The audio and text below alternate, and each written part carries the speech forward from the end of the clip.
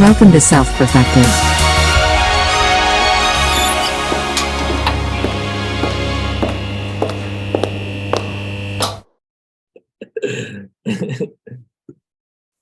We're live and we're recording. What's That's up? right. We're here. We're We're back here. for another installment. We're not queer. We're not even drinking beer. So, we're here. We are here. We are here. That we got that going. I saw this ad on my Facebook for hop water. What's that? It was Non-alcoholic. water. Yeah, but it's like made with hops. Oh, And I'm like, that sounds like the worst part. I mean, not that I want any part of it, but like, who's like drinking it for the taste? having an IPA, but no alcohol. Oh, this is really better. That's great. To be fair, I did drink beers, or I started getting into beers for the taste before I quit. I quit like, I don't know how many years ago that was now. Like maybe 4 years ago, somewhere around there. But But drinking totally. yeah, drinking totally. I don't drink at all. And it was funny because when I got into drinking, it was more of like, it was just a cultural thing. Like, growing up Latin culture, everyone drinks. Like, you're given a beer as a child, even like at least a couple of sips. Yeah. And everybody's always like, you're always having parties at your place, or at least this was my upbringing. Always having parties at our place. Mine was Always very everyone similar. drinking. Is that the same as yours? Yeah, it's the Yeah. same. Yeah. And then like everyone's like always drunk and like being weird around the kids and shit. And you just grow up with it like that's normal. Okay. And so I'm gonna grow up, I'm gonna get drunk and have a great time, right? And it was never anything that I looked at as like weird or to be drunk or anything like that. I always thought it was like just normal. And then when I got into like drinking myself was really in high school. Well, we would always actually, first off, we would always go to the Dominican Republic and I would drink there. But it wasn't like I was getting drunk. It was like I'd take a couple shots or have a beer or whatever. But then, and so Mama I thought, yeah, Mama Juana. Yeah, exactly. You remember you were offered that when we went to Punta Cana, Cam? Like we got to the resort. We got to the resort and well, I got to the resort and you were helping me like get to the front desk and check in. And they're like, hey, you want some Mama Juana? And you're like, what is it? They're like, it's the drink here. And you're like, does it have alcohol in it? And they're like, yeah. And you're like, I'm good. But anyway, it was, I remember my first time getting drunk was in high school. And after that, then I was just like, whoa, okay, this is what it's like to be drunk. Wow, I'm just gonna drink, as often as I can. And so anytime there was a party, any opportunity, I would just drink, mostly like liquor, and then I started getting into like alcohol, like beer, I mean, rather. And then somehow I became sophisticated, and then I only drank when I would have a meal, like I'd have a wine with my meal or have wine pairings like, yeah. And then at the end of the night, I'm like feeling really good because like, yeah, I'm not getting drunk. I'm just like really tipsy, super tipsy off of wine. And like, it made the food taste so much better and all this shit, right? And then I remember when I started questioning drinking for myself, I remember just being like, wait, why do I have to drink to have fun? That was just like the question that came up for me. It's just like, why do I have to drink to have fun? And this is also around the same time, like I'd already by this time quit smoking because I smoked weed, right? I'd already quit that. My mom's like, what do you mean? Like what kind of weeds are we talking? Like dandelions? What? Any weed that you could find just on the street. On the street, like you pick it from the sidewalk cracks. Right. Yeah, that was it. Oh, you smoked cracks too? Well, whoa. Hang on. Smoking just weeds and cracks? Just the weeds from the cracks. You got your weeds from the cracks. Yeah. That's it. You found a pipe in the crack heads. Yeah. Yes. There you go. No, but so like that to me was like a total like oh, I only do it socially, and, only with friends, and it was only just to fit in, really. But then I remember I quit that because I was like, I don't actually enjoy doing this. I never really enjoyed it, and I would do it with friends and have fun, but it wasn't like I'm doing this because I like smoking. I love smoking, whatever, right? Um, and so I quit that. That was much like easier, I guess you could say, for me, because it was just like there's no point for me. But then like when I started questioning um drinking, there was like a lot of like pressure around me. And the same thing happened with smoking. Like, oh, you're not gonna smoke with us? Oh, you're not our friend anymore. What's up? I thought you were cool. But then like when I start questioning drinking, then it's even more like, are you fucking weird?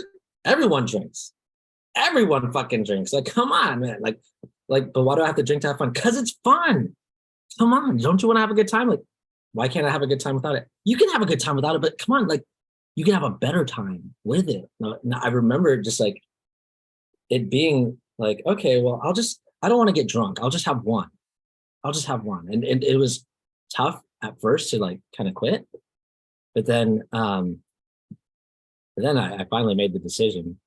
I'm just like, fuck this. I don't want to drink Yeah. anymore. It shows like the power of environment. Yeah. Like how much your environment influence. I mean, it's kind of obvious, but because like when you go to one of our events, like whether it's self-perfected, which we're doing in June, we've had Technotutor events, we go to Gen events, like other things, or just when we get together for like Mitch's wedding or like whatever, and no one's drinking. Yeah. And we're not having less fun. In fact, it's like the whole point of like partying is like you do a bunch of stuff you don't want to do for a long time, and then you like go party and you're around all your friends and all that stuff. Right. But like for us, like we can hang out for a week at a time, all day, every day, and like we're still having fun the whole time. It's like the whole thing is a big party. It's funny because we were talking about this on the last hangout. And it doesn't even have to be a party. Like I know what you meant, but it's like we could just be going grocery shopping. Right. You know what I mean? And we're like talking and having fun and like, oh, let's go, like it could be anything. It doesn't have to be a party.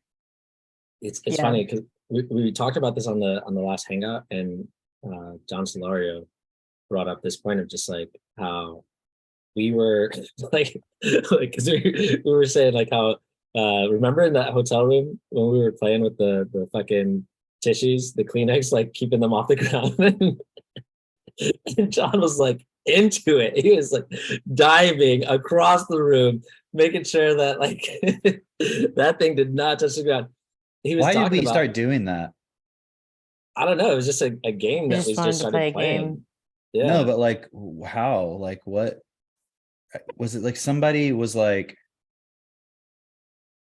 I don't remember. I literally think someone just made up a game in that moment to do something.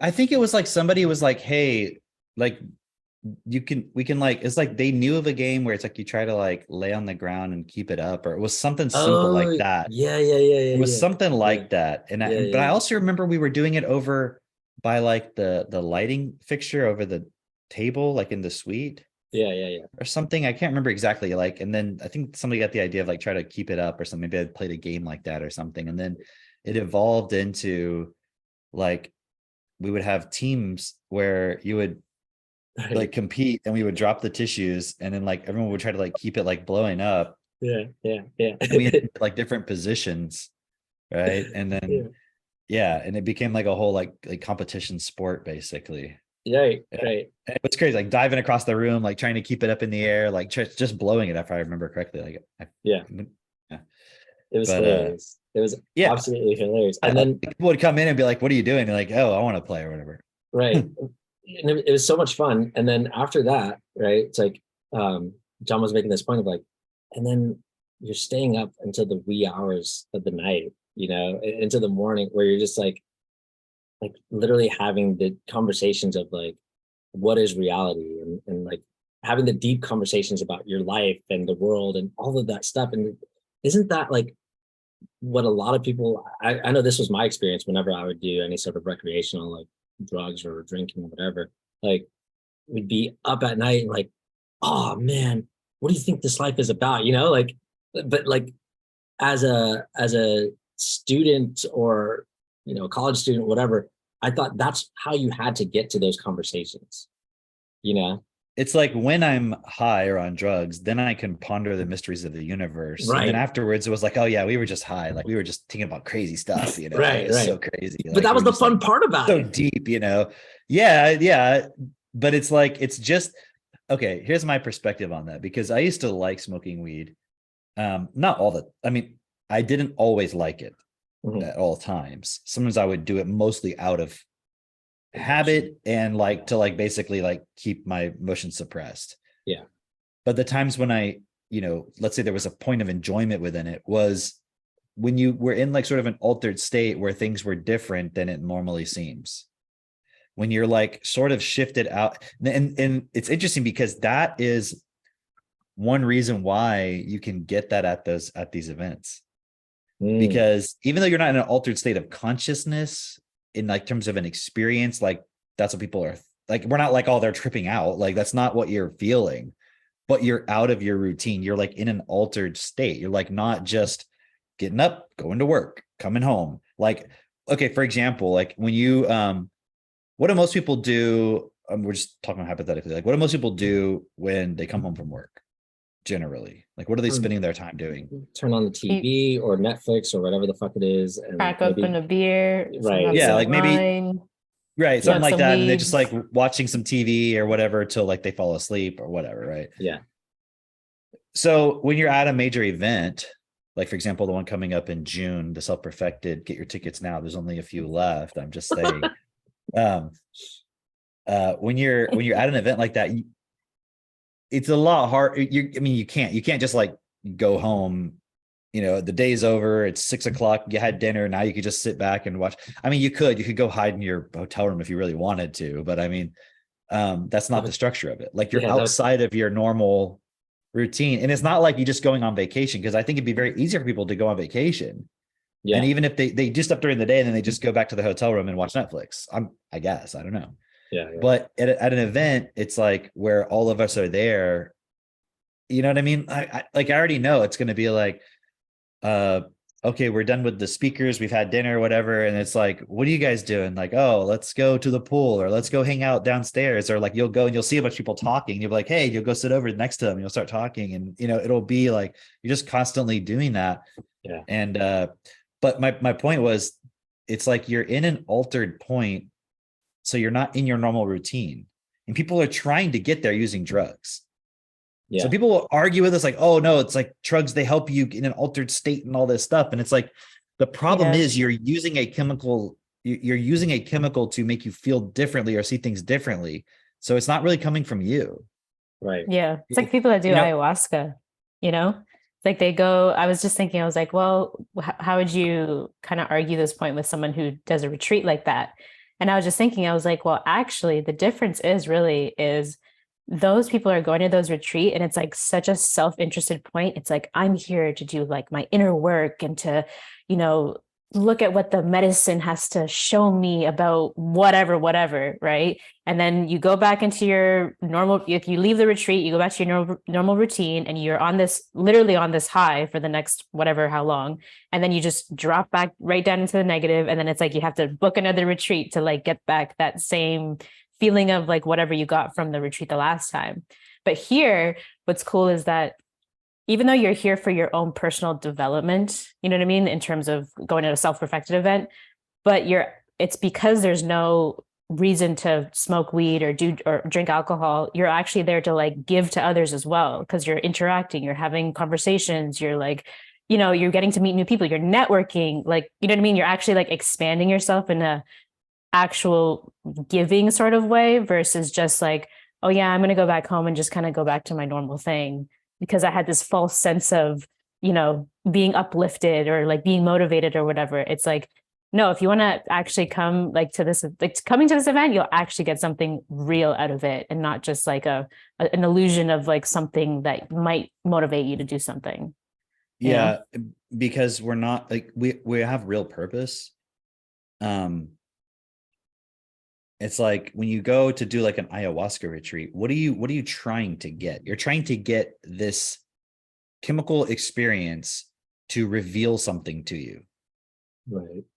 But when you go to an event, okay, so self-perfected event, technical event, whichever one, you're there for the purpose of standing up, learning how to do that, change the system. It's like you've already got the purpose. People are going to the ayahuasca thing trying to find their purpose. Right. And it's fine if you come to the self-perfected event to find that purpose, but we're not going to help you find a purpose. Just any purpose.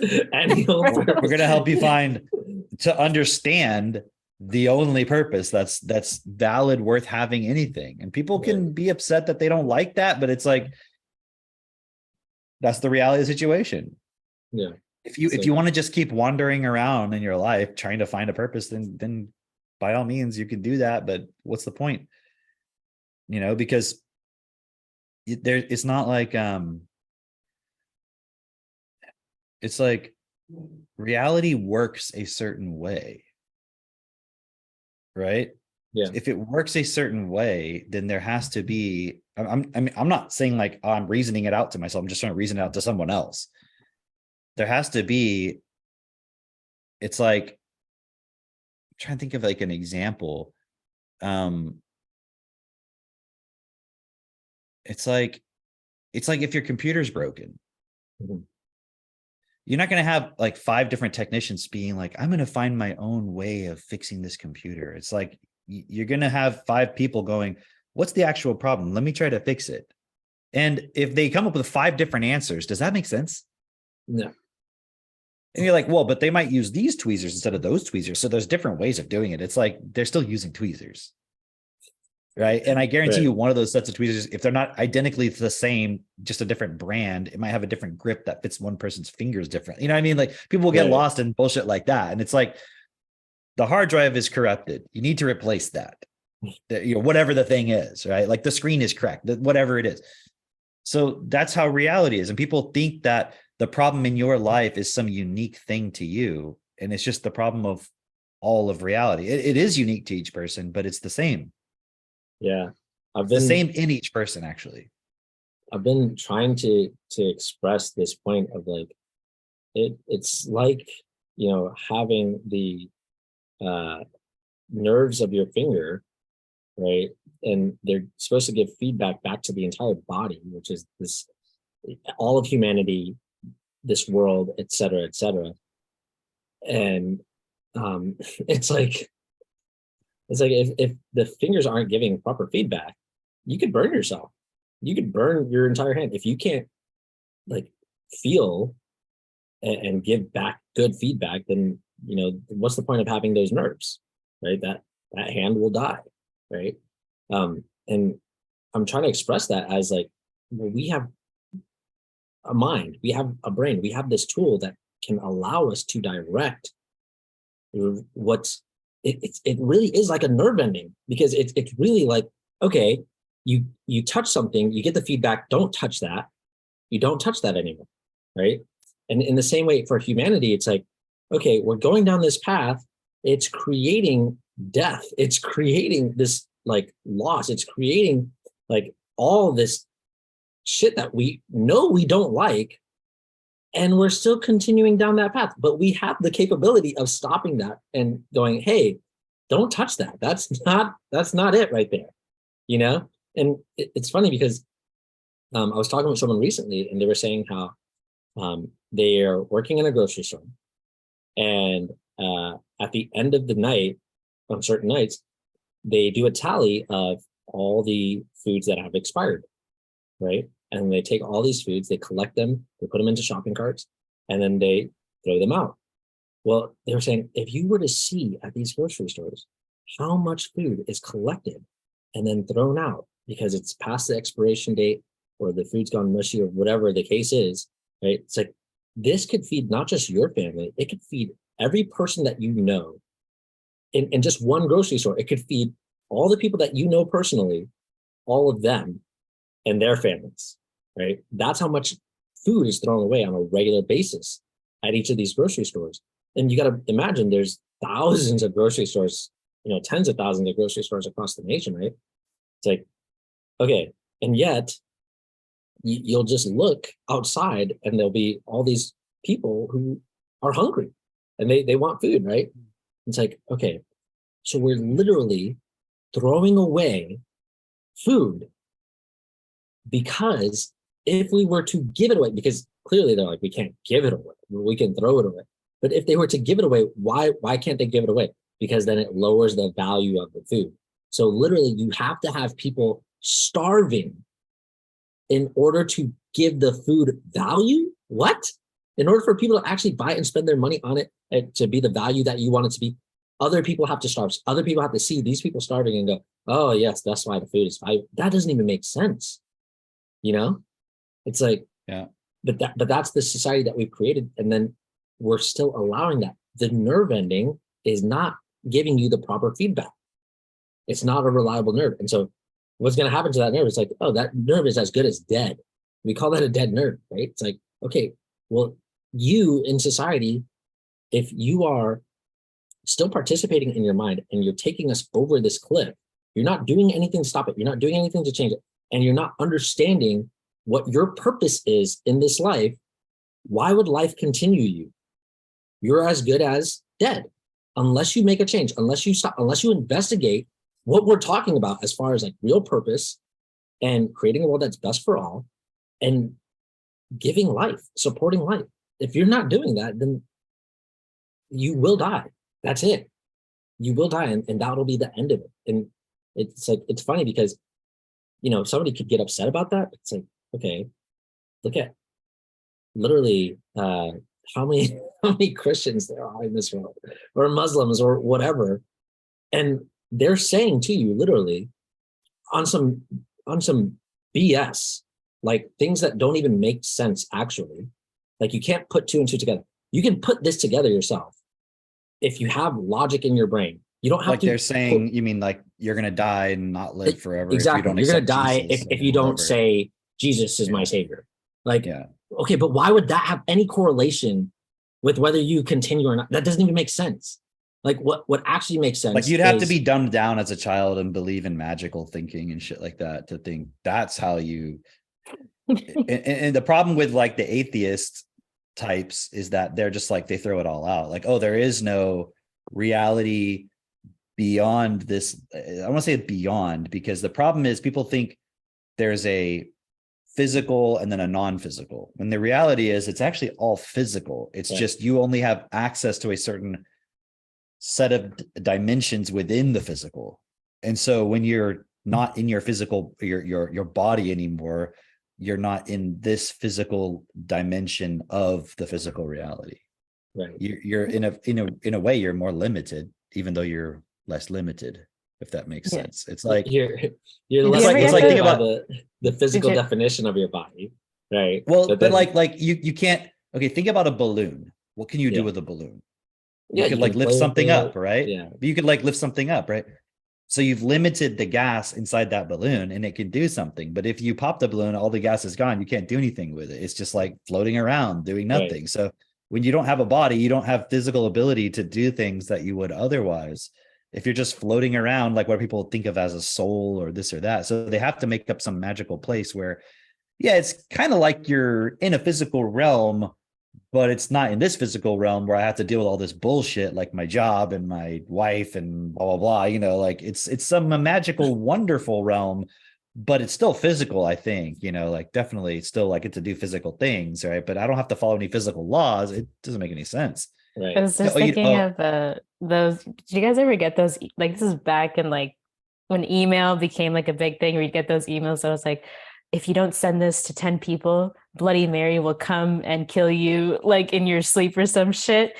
It's like, Chainmail. and right, those chainmail things, but it's like, imagine like the logic, like the so low vocabulary of these people that they actually believe that if they don't send it to 10 people, they will actually die. Because why would I get that email if you didn't actually believe it to some degree? You know what I mean? Somebody sent it. Right, Yeah. exactly. I Hey. almost forwarded it. Like whenever I get those emails, I would look, who sent this? Who sent this? Are they a smart person? Like I had to ask. I'd be like, Did you see that interview Lex Friedman and Max Tegmark? No, I saw it pop up on my suggested bar. Yeah, I kept getting it suggested. So I finally was like driving a lot yesterday. So I was listening to some of it. Yeah. And Matt, he wrote this book called Life 3.0. Actually, I might have it. I don't know if I have it in here or not. I'm trying to remember. I don't think I have it in here, but I have it at home if not. But it's a really cool book. In fact, I read that. I mean, it came out like years ago. But that was when I really started, because I already understood the whole automation point since like, 2010, I started looking into that stuff. But he really was taking the point of like AI and algorithms and all that. And so I want to say that was supposed to have been like, I don't know. I'm trying to remember when I read that. But anyways, it's a really good book if anyone hasn't read it. And I think he's like an MIT professor. But he was talking about Moloch. Remember, I don't know if we talked about it much, but like, we were talking about that video that I sent you, Drake, about I forget who it was. There were two people talking about the Moloch, and it's just a name for, we say the system. Yeah. Like people say, what system? Like the system. And it was really cool because the way they described it, which I thought was pretty accurate, was like, it's not an entity in itself, like a being, like people think of like the devil, like he's like this guy sitting around, doing stuff. It's just a set of, I would say it's like a set of principles that are embedded within ways of doing things that then produce results, which feed back on itself and influence future ways of doing things. And since the starting point and the principles don't change, it just continues growing and growing and growing. And so there's also more to it than that, because there's something, if you study Destiny, Bernard talks about something called resonance, which is difficult if you don't have the vocabulary. So I suggest just start studying. Resonant Seed is pretty good to start with, but if you start really reading his blogs and going through all the stuff on Equoff, I mean, so there's another layer to it that I can see a lot of people don't have yet, which is that aspect of it. Because there's still like this, it's kind of coming from the outside sort of somehow, like there's these systems. It's like, well, who created them, right? We're actually resonating them, right? So in any case, but he talked about, he kept using random, he never explained it, but he just kept using that same word. So it must be like a thing that people are discussing.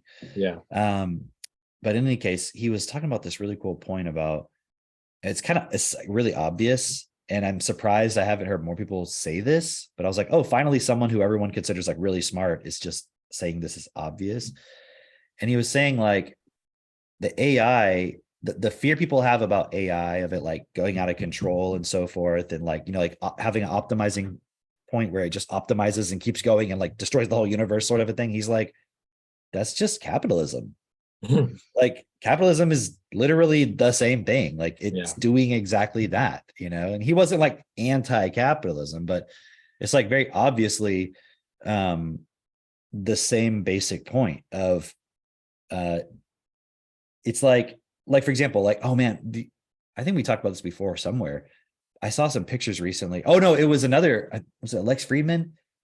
I saw some clips of him talking to some guy who I didn't really know who he was, but I guess he does maybe like documentary type stuff. Do you know what I'm talking about? The Amazon stuff? Yeah, that one was specifically, that clip was him talking about the Amazon, and they were showing pictures of like these like entire, I mean, it's like literally deserts. Yeah. It's not like people think like, oh, they're taking out all the trees and just like cutting it, and there's just like woods that's cut down. It's like turning into desert. Yeah. Right. And I've been listening to a lot of stuff too, like regenerative agriculture and stuff. And these guys talking about, forget the guy's name that's really big on that. He was talking about Alan Savory. That's the guy's name. Yeah. And he was talking about how that's driving the climate change that people are, which is so interesting, because they say like the desert in the Sudan and all that used to be forest. Like they even say like even around the pyramids, that used to just be like green grass, and not green grass, but like big trees and everything around that area. And then it became a desert. And, to see it actually taking place in the Amazon in real time is like, whoa, holy fuck. But Drake, now that it is a desert, yes, that sounds like a bad thing, but now we have these beautiful pyramids to be able to gaze upon. Right, sure. Okay. There's no obstructions. Yeah, There's nothing getting in my way of how the about you go pyramids. live in that desert? How about that? Yeah. It's interesting, because there's all this, like, it's funny what they'll talk about, the climate change and all that stuff, right?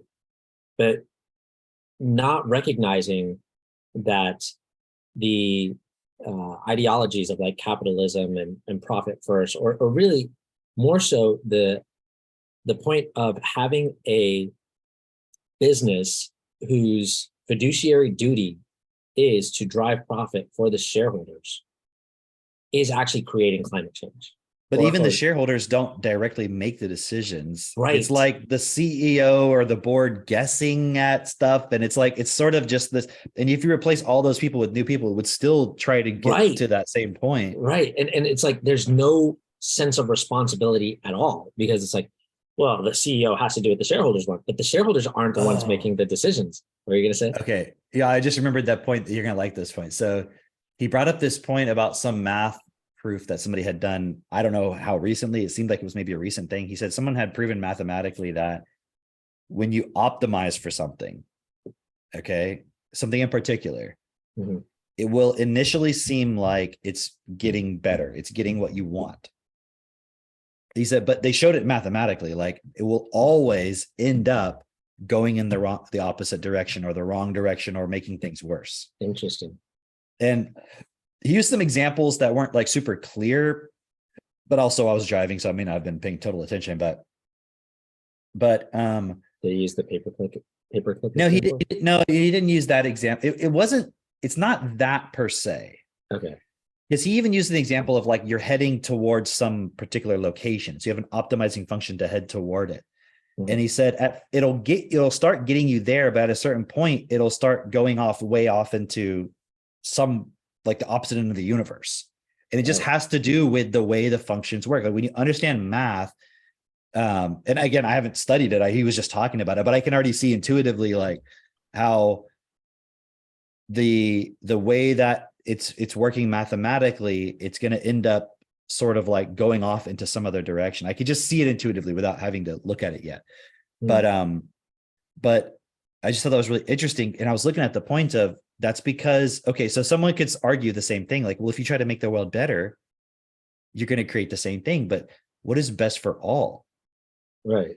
It's Right. Best for all means actually considering everything, because there's no one point where someone's like, I'm actually going to consider how all of how what I'm doing affects everything. And you might think like, well, no one can do that. No one's like such a mathematical, but it's like, no, it's a starting point. right. It's a principle, because if you had an effective education and we had generations of children where you're not just learning the same shit over and over, you're actually improving upon knowledge. Yeah. And so like the next child that comes into being, when by the time they're 12, they already understand what the graduate student in chemistry understands.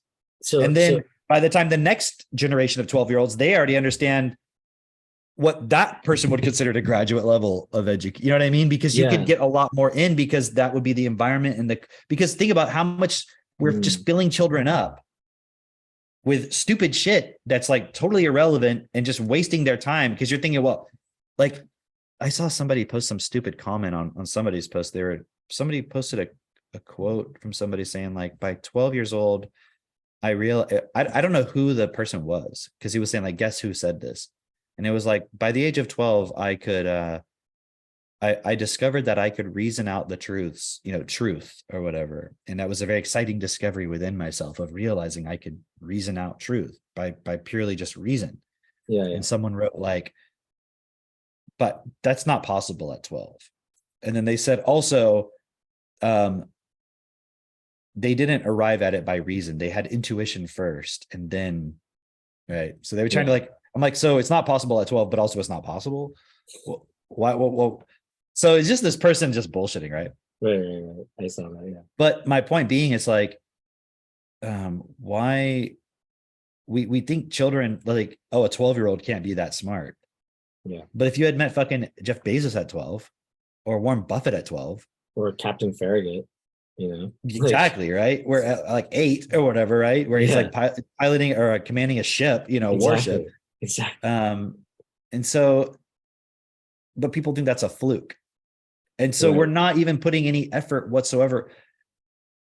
I mean, actually, a perfect example of that whole optimization thing would be the school system, wouldn't it? It is. And I was just, If you okay, think about it, it's like, oh, look, we're getting people to be smarter. And then suddenly it's like you're making people dumber, actually, so by trying to make them smart. I was talking with someone. It's so funny because we were bringing up this point and they agreed that like, yeah, you know, the school system is like needs to be completely removed and changed. Like we need a better system for education.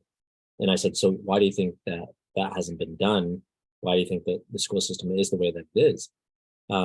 And what they said was like probably one of the most practical answers that I've heard. Like, because that's easiest for them. Like, you know, it's easy to remain the way that they are as opposed to change it. You know, like It's easier to exploit the problem. yeah, And that's the whole thing with the climate change. yeah, When you look at, let's say, whoever is behind the promotion of like, and again, it's not necessarily a group of people per se, it's a set of principles. It's like, okay, here's a problem. Don't know how to change it fundamentally, because to fundamentally change it would require everybody being a lot fucking smarter than they are. yeah, So let's exploit it. Let's utilize it to take all these dumb people, because they're never going to be all equally self-responsible. And let's just utilize it to create central government that controls every action. And so the way we'll stop climate change is by controlling everything that you do. We'll turn off your thermostat if it gets too hot, but it doesn't really change the problem, because the problem is it's a total systemic problem. So if you start looking into, what was that guy's name you said? The Which one? regenerative guy? Oh, Alan Saver. Yeah, Alan Saver. He had a really cool point about what climate change is really about. And I would say it was very much aligned with the way Destiny explains the point too. Yeah, Right. Because it's not that climate change isn't happening. So like if you see me talking shit about, oh, climate change, sure. It's like that's because it's just used to suck people into more slavery, right. not the actual problem. Because if you look at it, for example, we have cattle at the ranch, right? And the area that they were living on, you're starting to see patches where it's like there's no more grass. Okay, what's going on there? Well, we need to rest that land. And then we take them, and what we've been doing is we've been moving them around the property and keeping them in small areas so they eat up all the grass. It doesn't go down to like dirt, but it's like really short. And then we move them to the next part, and we put the chickens on where they were at, and the chickens will scratch up the manure and like eat the larvae out of the manure. And then that will fertilize the grass. Yeah. And then you move. So you're using the animals to actually make the land better. Yeah, And we're not only thinking like, and so what's the byproduct of that? Well, we have animals. So we have cows that can produce more cows. So we can have meat, we can have milk, all that stuff, right? the land is more nutritious. It produces better crop as well. It's like it's Oh, and funny. check this out. Check this out real Mhm. quick. Sorry to interrupt you, but check this out. Okay. So I went and did this class on bees yesterday. And Oh, I was yeah, yeah, posting yeah. about it, right? Doing like Yeah. learning about beekeeping. And by the way, it was super cool. It's funny because the guy kept saying this. And then when I noticed there's like someone I'm kind of distantly related to, I guess, or maybe it's a family friend somehow who I'm friends with on Facebook. And he's got a lot of kids. They have land. I don't really know him, but like I'll see his posts every once in a while. Mhm. And I remember when I was talking about beekeeping, he's commented on it. And then like when I happened to go do that beekeeping class, he happened to post like him checking on his hives that day. And he's got a bunch of hives. Like he clearly knows what he's doing. Yeah, yeah. And it was just like a coincidence, right? So I commented on there. I was like, oh, that's really nice. Like what you've got there. I was like, I just went to a class today for the first time, right? And he was like, that's cool. He was like, those classes can be like information overloads, right? Mm. And that's what the guy kept saying when we were it wasn't even really a class. It wasn't like you're sitting in a class, there's PowerPoints, they have handouts. It was just, we went to the guy's place. He had a barn.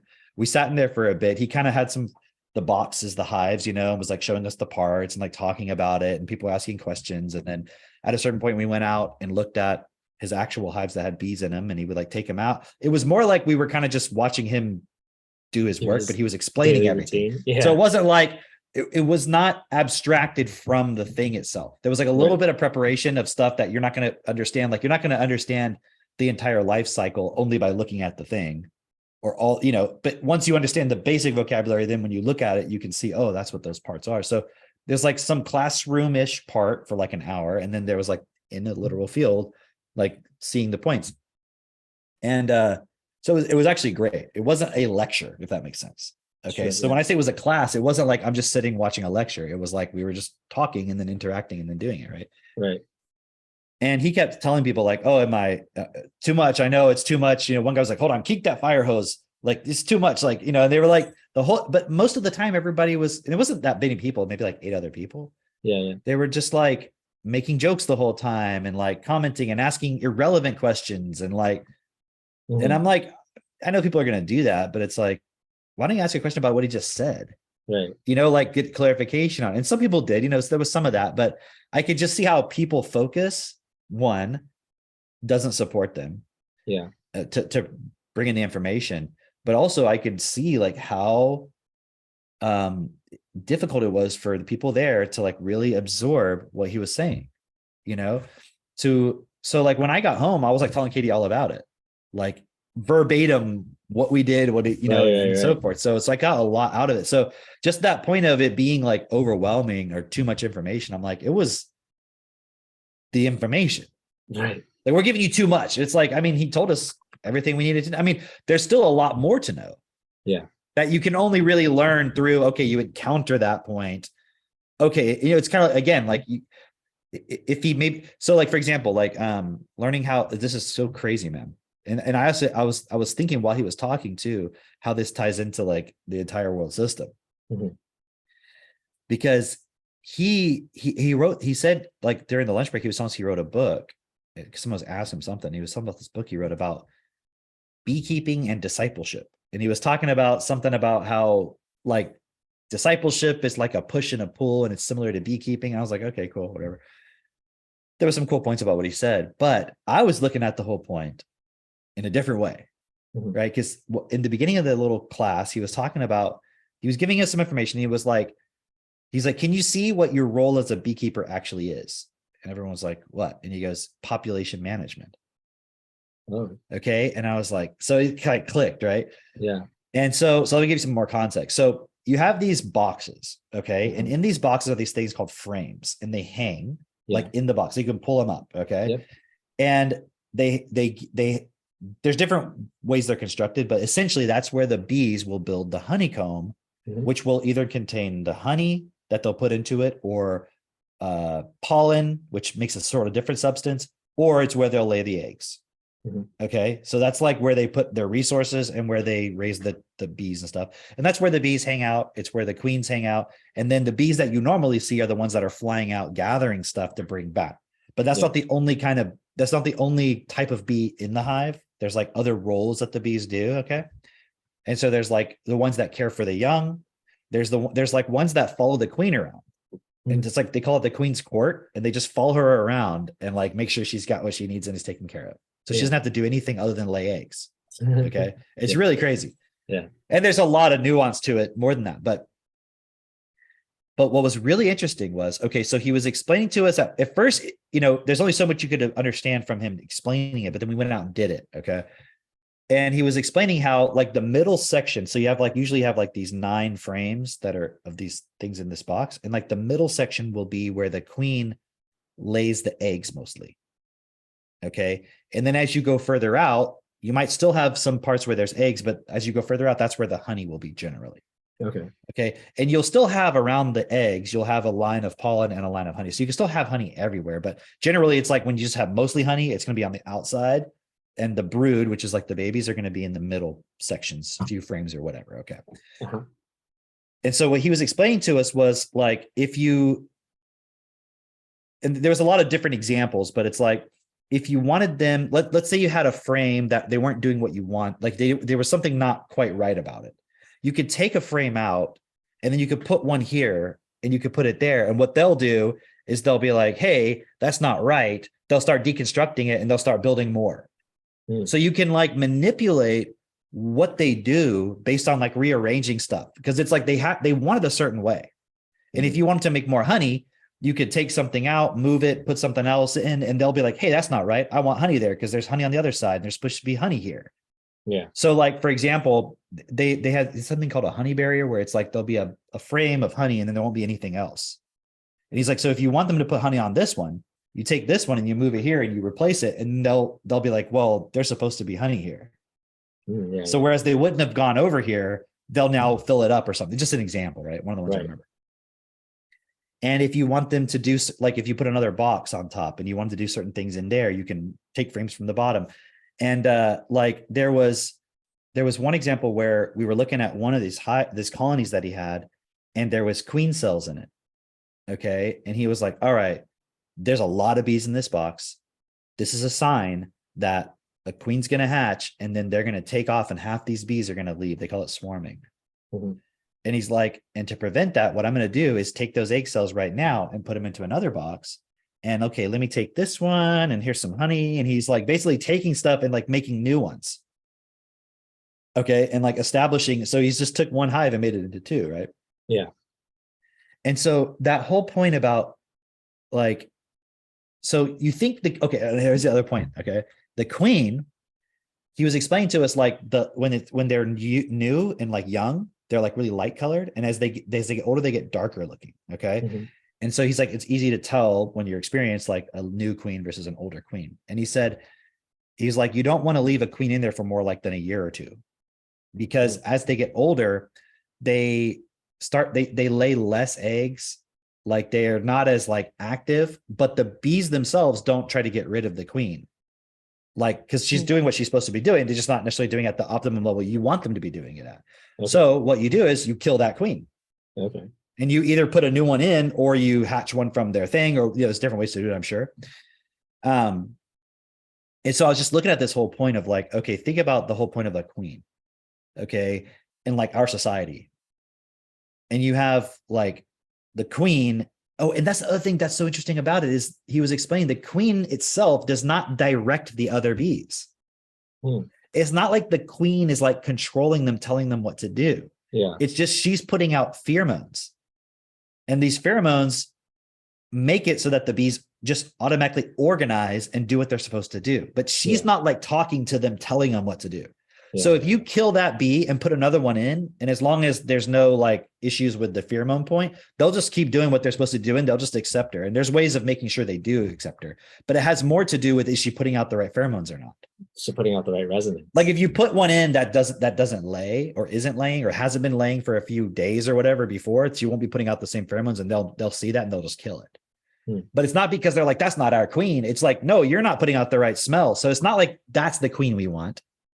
It's like our queen. It's just, is it doing its function? Right. And so like the purpose of the queen is just to keep everybody distracted with pheromones, but also focused with the right sense and so forth. And it's literally like, when you think about like the resonance, like when you look at the queen or like that particular point within a group, it's like the person who's just resonating out and everybody follows along. So I was looking at that whole point from the perspective of our world. And like how we have like queens, monarchs, leaders, and so forth, right? They're not really the ones directing anything. Yeah. Do you know what I mean? It's like they'll be replaced, they'll put a new one in if they're not doing what they're doing. But there is a level at which society is managed based on manipulating everyone's resources, manipulating who's the leader, who's like, you know, for example, if you're Kanye West and you start saying the wrong things, they're like, nope, you're not a celebrity anymore. Go away. You're not on the talk shows and MTV and all that anymore. Okay. Who's the next one? Oh, Sam Smith. Okay, great. Okay. Or, you know, whatever it is. Yeah. Right.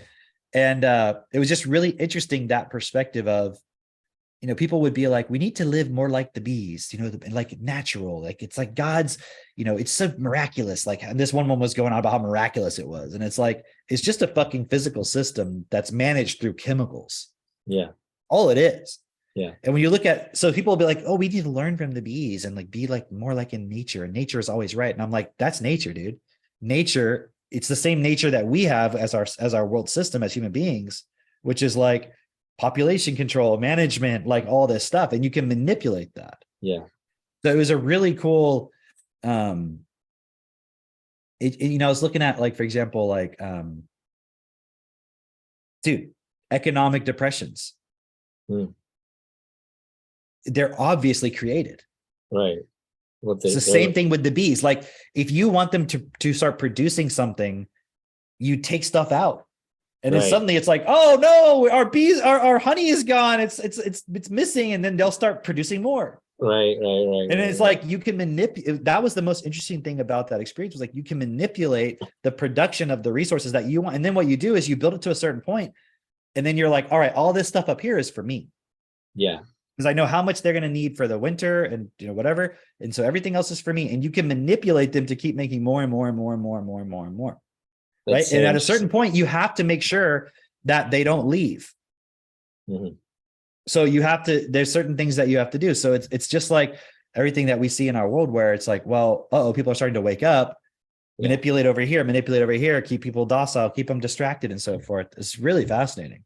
I've heard people describe, like, even with their livestock, it's like, if you feed them too much, then they don't come in for when you want to milk them, or, whatever, or shear them, or whatever the livestock is, right?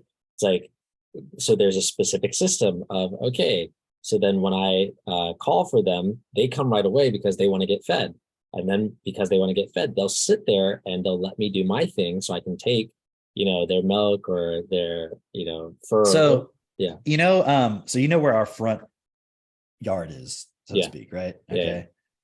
And then there's like this part on the side of our house that's like this strip, sort Yeah. of, that's like, we put some trees down, right? And Yeah. it's kind of like the side where, like, you go back into the trails where, we have a gate there now. Mhm. Okay. And then that section that you guys saw it when you were here, like, where we have it fenced for the animals specifically. Yeah. Yeah. Okay. So the distance between where the animals normally are versus like the front part, right? So Right. right now we've slowly moved the animals, into the front now. That's where they're Gotcha. at this point, like the cows and the horse, right? Yeah. And the chickens are kind of like behind them, right? Or, trailing behind. So, what we do is, because one of our cows is the dairy cow. I mean, they're all dairy cows, but she's the one that we milk because she's old enough. She's oldest. We can't leave her with the calves because then they'll drink all the milk, right? So every night we take her back to kind of like the pen. It's like, it's the area that they normally were at, and she stays there in the night, and then we bring her back in the morning after she's milked. And so we have to get her from there to there. Yeah. Right. Well, she really likes the grain that we give her. Like, so she eats the grass during the day, and then we give her grain in the morning at night, and she gets grain while she's, being milked. Yeah. And so, like, if she sees a bucket or hears me with a bucket, she'll be like, and like, even last night, Cindy and I were going down to feed the fish in the pond. Mhm. And I was walking with a bucket that I put fish food in past the fence where the cow was at. And she was like following us. And Seneca was like, why is she following us? I'm like, because I have a bucket. Right. Yeah. So the funny part about it is, now normally what we would do is we'd put like a halter on, she has a halter, we'd put like the rope, we'd try to like lead her with the bucket and everything. And then there's one night where I was like, just let me have the bucket, Katie. And I was just like, come on, honey. And she starts following me, and I just start running. Right. And so every night now I get the bucket, we open up the fence enough for her to come through. We close it so they won't stay. They don't usually try to get out. Yeah. And then I'm like, come on. And I just start running. And then she starts like running after me. That's So like I hilarious. run all the way from there with like a cow. I actually took a video of it, but it's like, I can't really ever get both of us in the shot, Yeah. but I'm like running, like not quite sprinting, but like faster than a jog. And like the Right. cow's like right, behind me, like running, because, and I do that because if I walk slowly, she might see some grass and be like, oh, I'm just going to get this. And I have at times stopped, and then I'll just be like, come on. And she'll come. Like, so we don't Yeah. actually have to pull her or anything. Like, she runs after me to go back to the fenced area because she knows I'm going to give her some grain in there. That's Isn't so that cool? Yeah. So I, That's so I have a cool. nightly like little jog with my cow. Yeah, it's like, it's fun too, like, Yeah. you get to have fun with your cat. I can see Yeah. I can see when the kids are older, them doing that too, just like Oh, yeah. having fun. And it's funny because it's like you're actually creating like there's a bond there, there's a relationship there, there's fun there, there's a routine, all of that. And Yeah. Those are the We're not things just that, like, oh, this fucking object right. that is just for me to make money. Right. You know, and that's again like that whole optimizing function thing and so forth. It's like you start to see things as just abstracted units on a spreadsheet. It's You know, really different. that's how It's- the AI will see us. Yeah, it's really different because, okay, you know, you guys are considering, okay, how can we get enough food for, you know, our family from the bees or whatever, like enough honey for us, enough It's- milk for us, you know. It's things so like that. interesting because like we're not trying to go off grid. Right. But every time I look at something, I'm like, why don't we just have our own honey? Right. You know, and then I find out you can get like 50 to 75 pounds of honey from one of those boxes. I'm like, Yeah. whoa, you know, and I'm like, but I'm running out of the honey. So I'm like, I have to go buy more. And I'm like, what if I just had my own? You see? Right. Right. And that's interesting because like what you're doing, and I'm not saying that this is something that necessarily everyone can do or necessarily should do, but it's definitely something every community should do, you know, where you're taking responsibility for the food that you're eating, the animals that produce the food, the land that you're living on, as opposed to looking to someone else. You know, we were talking about with someone else, we were talking about how people actually believe food comes from a grocery store. You know, like it doesn't exist until it's in the grocery store. It just gets shipped. Yeah, if somebody makes it sure that like that their only experience with food is the grocery store. That's it. You know, and they're not taking any of the responsibility to understand. Oh, because we were talking about this point of, you know, how in The Soul of Money, what's talked about is running a business. You have to face your mind more than if you're just an employee, right? And when I was bringing up this point, the person I was talking to was like, well, yeah, it's like, look at it from the perspective of food. If you just go to the grocery store, you don't have to take any responsibility. You can just go pay the money, you have the food, versus you're growing the crops and it doesn't grow or it doesn't produce. That's like when people are like, can you believe what these people are? They're putting all this high fructose corn syrup in all our food. And I'm like, right. No one's putting high fructose corn syrup in my milk or my bread or Right. my eggs or my bacon or my honey. I mean, Right. you actually can feed high fructose corn syrup to your bees, but you know, Yeah. some people do that, you know, but you're not eating it. You're not eating that. Yeah. You're eating the honey, you know. Right. But my point is like but you could decide like, no, I'm not going to put high fructose corn syrup. I'm going to put something else or raw sugar. I don't know, whatever. Yeah. But Yeah. it's like they complaining about someone else doing it to them. Like they're giving our kids all this high fructose corn syrup. And I'm like, and all these red dyes and this. And I'm like, no one's doing that. I mean, from the perspective of the level to which we've succumbed to being victims to the system and not having any self-responsibility, it is being done to us. But what's the solution? It's like complain to the people who are, you're saying you also want it to be as cheap as possible. Right. Look at what they're doing to our kids in these schools. Like you're putting your kid in the school. Like the government's Stop doing taking this. him there. Like yeah, like I hate the government, and yet you put your kid in a government. Why couldn't we live in communities where people take responsibility for different points? Yeah. You know, and it's like, well, what if like my responsibility is eggs, and what if all my chickens die? It's like, well, then if everyone was operating from what's best for all, they wouldn't just let you starve. They would all work together and be like, hey, let's support each other here. And like, they wouldn't. But right now, that's how it is, isn't it?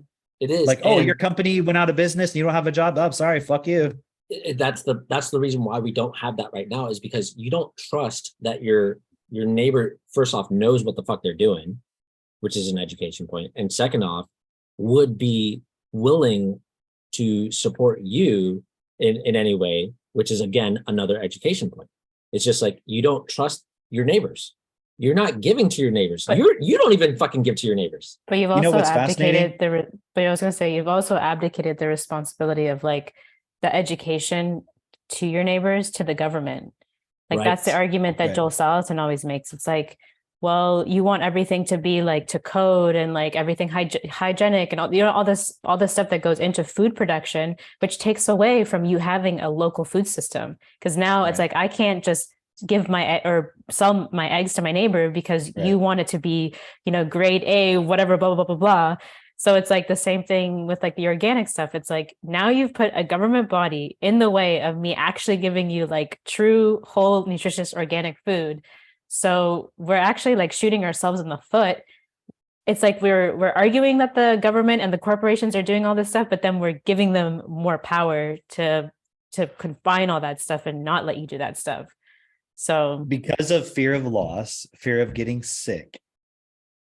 You know what I mean? And then what makes us actually sick is all the fucking bullshit that they put in the foods because we're Right. afraid that, and it's like, it's simple stuff. Hygiene is simple stuff. Wash your hands. Don't wear the shoes that you wore in the field in your house. Right. It's like really simple stuff. Before you eat the eggs, wash them, like rinse them off. Like it's really simple stuff. It's not bleach them and like, you know, weird shit that they do. Of course they have to, all the antibiotics and all of, you know, I haven't really looked too much into this, but I saw something that made me think that the whole mad cow disease thing was just a cover up of like the shitty practices in these big factory farm or, you know, beef, whatever, or something. I haven't like looked into all the Wasn't it details. that they were feeding them, like they would take the diseased cows, kill them, grind them up and put them in their feed? Wasn't that the case? Like for mad cow? That's what I heard anyway. like they were, because you know how they just feed them whatever, kind of like pigs, like, but and then they just started it's kind of like cannibalism, but cow cannibalism, right? They were feeding them their own meat, but cows don't have the digestion for, I didn't even think that the cow had to be diseased. I thought it was just feeding them the cow. Yeah, Need to there was fact something check. about the proteins in the brain. They were called like prions or something, and then they would eat that meat, and then I don't know. But again, that could just be part of the cover up of it being like we need to regulate more.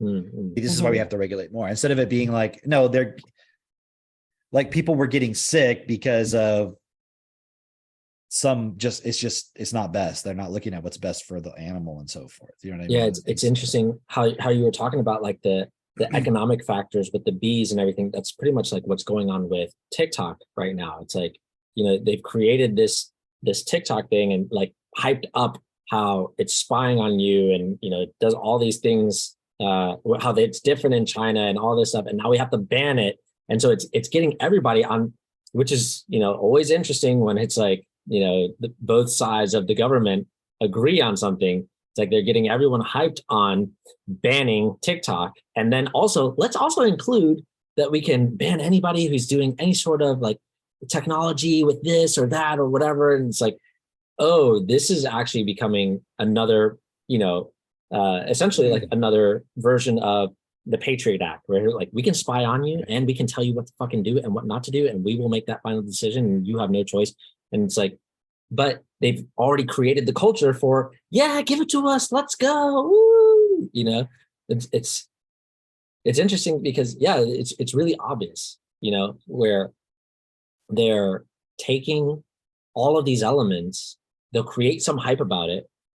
And then the hype is literally just to guide you. It's basically like your fucking food bucket. It's to make you, oh, yeah, also come over here. Also, the blame about TikTok, you know, like, oh, it's promoting such and such stuff, but it's like, but why do you want to look at it? Right. Like, why do you allow? And also, every fucking conservative, like commentator, their whole fucking platform is built on watching woke TikToks and reacting to them. So you're promoting it. You want to watch it. You want to talk about it. You can't blame, like, if people were emotionally stable. Oh, that's another thing I was thinking about too, is like when I follow my mind, when I adjust my body to what my mind wants, it always creates more instability. When I adjust my mind to not what my body wants, but what is best from the physical perspective, always more stability. And when you look at the whole trans thing, that one specifically, because if you look at the TikTok point, what is it that people are so outraged about? Because it's the China is spying on your data, but there's also it's pushing all of this degenerate shit. Right.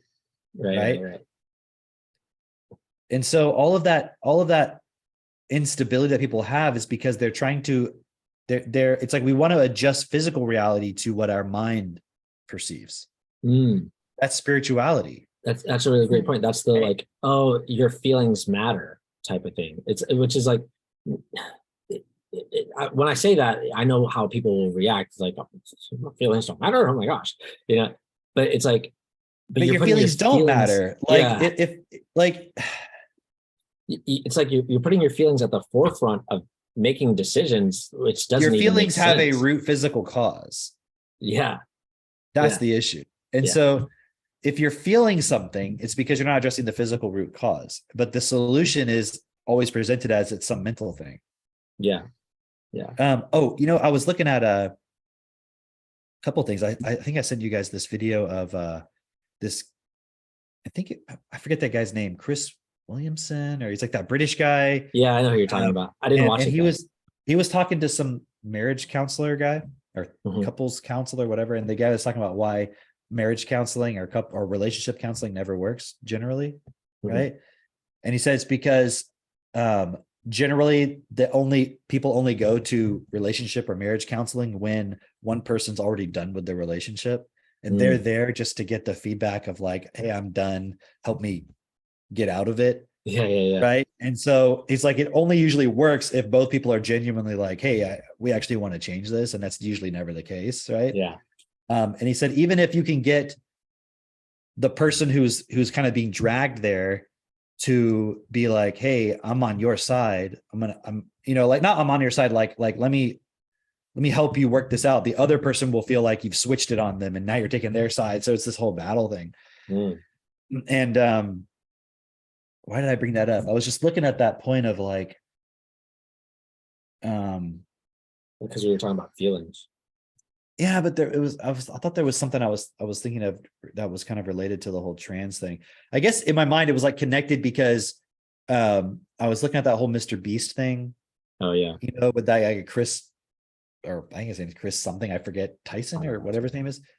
And now you've got conservatives going like, you shouldn't let your kids watch Mr. Beast, you know, because they're promoting all this stuff. And it's like, why were you letting them watch that in the first place?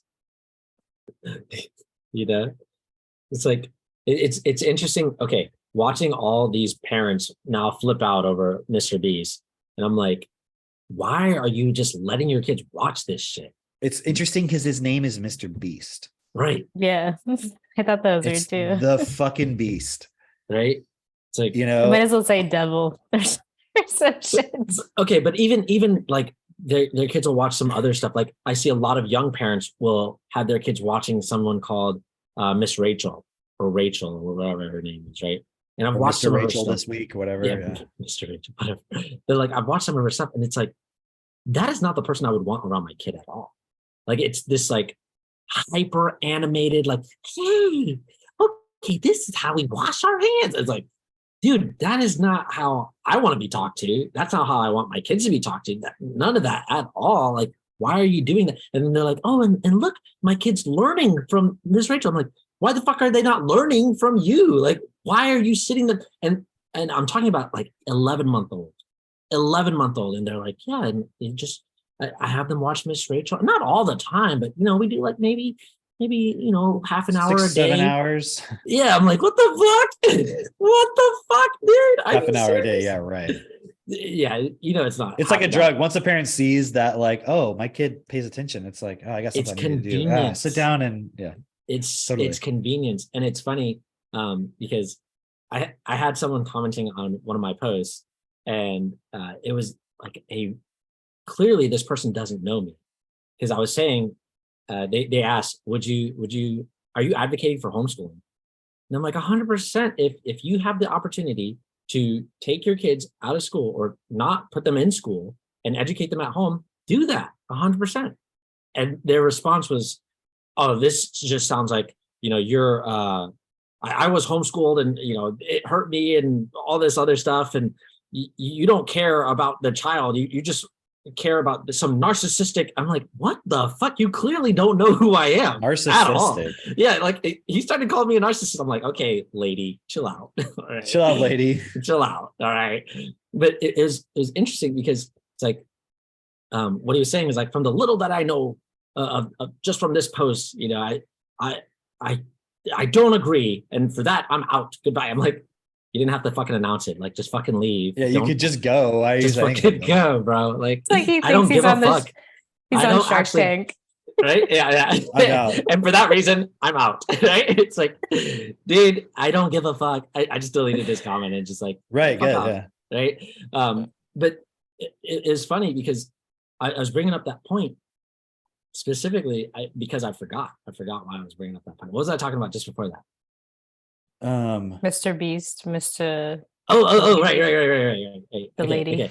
Yeah. Okay. So it's like, he thinks that I'm saying that out of convenience for the parent. I'm like, no, bro. This is not about convenience at all. This Wait, is but about, how was he seeing that? he was seeing it as like, because then you get to hold over the child. That's the perspective that I got from Oh, it. like then you get more control and your Right, narcissism, right. you can Right. So, but it's like, dude, it's not convenient to actually raise your children the most effectively, and putting them in a school. That's like I was talking with my mom. So, okay, like, you know, our family has run, you know, childcare centers for over 30 plus years. Right. And it's funny because she's like, you know, I was looking at the statistics just recently of kids who come into kindergarten. So you have to be 5 years old to come into kindergarten, and what they determine as ready for kindergarten or not. Every child in the state of Florida is tested within 30 days of them getting to kindergarten to see if they are, quote unquote, ready for kindergarten or not. And the way they determine if they're ready for kindergarten, we've seen the test that they give them, and it's literally, what letter is this? Which one is the letter D? Which, you know, number is this? How many, this sentence has how many words in it? You know, that sort of thing, right? So it's literally, do you know your letters? Do you know your numbers? And taken out of context and stuff like this. And sometimes they'll include which word has the sound ace in it, and it'll be a face, and it'll be, you know, a car and some other thing. On occasion, they'll have those kind of questions. but it'll be It's like mostly, a picture. yeah, and it'll have a picture, right? They're not reading, they're just yeah. No, right. It's mostly centered around, do you know this letter? Do you know this number? Oh shit, the car's not a good idea though. Because like what if they're like race car? Anyways, go ahead. Shit. Right. But it's crazy because you don't have to And know. if it's a white face, they might be like, yeah, that's the one because racist. that makes it easier, right? No, but you don't have to know all of your letters. You don't have to know all your numbers. You don't have to get this 100%. No, sure. Yeah. And so if you get a certain percentage, then they go, yeah, this kid's ready for kindergarten. If you get 100%, you're definitely ready, but you don't have to get 100% to be considered ready for kindergarten. So that means those who don't get it, they really don't know a lot of their letters or a lot of their numbers, a good portion of them anyway. And so I was looking at the statistic, and it is right now what's considered ready for kindergarten in the state of Florida. The latest statistic is only 49% of kids are considered ready for kindergarten when they enter. So not only 49% even can pass that test. So that means less than 51%. Oh, no, sorry, excuse me. 51%, the majority of kids do not know when they're 5 years old, the majority, and we're not even talking about 4 years olds, we're talking about 5-year-olds, do not know all of their letters and numbers, right? So they're coming in. So here's the question is like, what the fuck are you doing at home all day? You've had 5 years. What are you doing? You're watching Miss Rachel, you're watching Mr. Beast, you're like sitting around like. You're watching Sesame Street, still don't know them. Exactly. Your kid is 5 years old and they don't know all of their letters and numbers. Like that's the basic. That's why it's tested for. That's why they say you're not ready. It's too easy to have kids. Well, it is. It is. You know, like anyone can do it. Yeah. Like literally, if you can have sex, you can have a child. Which is like kind of, it's actually not bad. It's just that shows even more our responsibility that we have to fucking educate people because. Right. I mean, think about it. If you were from the perspective of like the controlling elite and you're like, it's literally like controlling. I mean, it's like when you look at like the bee point, it's like, oh, if I get too many bees, they're going to swarm away and it's going to cause a problem. And I'm not going to have enough honey for like to sell for profit and so forth. It's like, oh, this population is getting out of control. Like I got to suppress them somehow, give them birth control, give them this, like, oh, bring some migrant. Oh, but now we don't have enough people to work and like the pensions and all this stuff. Okay, let's take this population and have them migrate over here, but this population won't accept them. Oh, put them into fear, tell them it's, climate change and this and that, and like, a war, and like you do this over here. I mean, it's so obviously managed. Like if you think about it, if no weapons manufacturer agreed to provide weapons to a government for the purpose of war, there couldn't be any wars. And think of how much coordination has to go on behind the scenes of like, hey, we're getting ready for a war. We need you to produce this. We need you to produce that. Like they're obviously all coordinating all this together. It's like, it's just, oh, war's happening. That's not what's happening. Yeah. It's clearly a manipulated thing, just like the beehives. Like they don't just randomly produce all this extra honey or whatever. Yeah. It's so, okay. So taking that point and just seeing, because you were bringing up Moloch earlier, and just what I was seeing within that is that happens because of competition, game theory, zero sum or negative sum game theory, right? And it's like, okay, that happens because everyone's trying to survive. And then they look at, oh, this person's creating weapons. I need to create weapons in order to compete with them. Otherwise, they're going to take advantage, or, they're going to be ahead and I'm not going to get that. And, all this other stuff. And, really, there's just one point in which you can maximize your competition, quote unquote, right? And at the same time, do no harm. At the same time, not be destroying everything else because of that. And, a really good example of what's happening with that is AI. AI, there's no guardrails. It's just maximizing how powerful and how strong the AI can be. And we're not even looking at, could this thing go off the rails and completely destroy our humanity, society, et cetera, our ecosystem, economic system, all of that, right? Nobody's doing any real stopping of that. Every company that has the capability of growing or creating this AI, developing the AI, every company that has access to that is just like, fucking go, just fucking send it. Oh, but what about the making sure we have ethics? Like nobody else is fucking looking at ethics. We're not looking at ethics. Go. If we fucking stop to look at the ethics, we're going to lose. We're going to have no money. You're not going to fucking have a job. They're going to have a fucking job. Is that what you want? Fucking go, right? That's how it's being looked at right now. And that is basically within our capitalist system. That's basically how everything runs. There's no stop race. Look at, oh, we're not on YouTube anymore. I was taking a breath to be like, how do I want to say this? We're not on YouTube anymore. Look at how the vaccine schedule went out during COVID. It was just like, oh, no. But what about how this is going to affect people? And fucking go, shut the fuck up, man. Yeah. Like, what are you talking about? Like, oh, but we've only tested it on, 900 people. Like, who gives a fucking shit? Put that shit out. Let's go. How is this going to, no. Billions of fucking dollars right now. You're either in or you're out, right? Yeah. It's literally every industry, right? It's not just AI. It's not just technology. It's like literally every industry. This is how we operate, and it's within each of us. Okay, there's one place where you can actually go and not destroy the rest of the world, and that is in education. That's it. That's the only thing where you can be the most educated, and it actually supports your community. It actually lifts up, it actually grows. And because if you're the most educated, guess what you're going to do? You're going to support others to educate themselves as well. You're going to direct things for what's best. That's why I keep telling people we are like literally the nerve endings or the brain of how society functions is us. We are the point that directs that. If you're not going to direct that effectively, you die, you're done. You don't get it. You're not a point of like support for life. That's it. Right. And so that is our responsibility, and you can benefit from it. You get the most fucking benefit from it. That's it. If you really want to make your life the best that it could possibly be, guess what you have to do? You have to educate yourself. Robert Kiyosaki, the guy from Rich Dad Poor Dad. I know you guys know who it is. I'm just saying it for the audience. But he speaks about this point of, you have your asset column.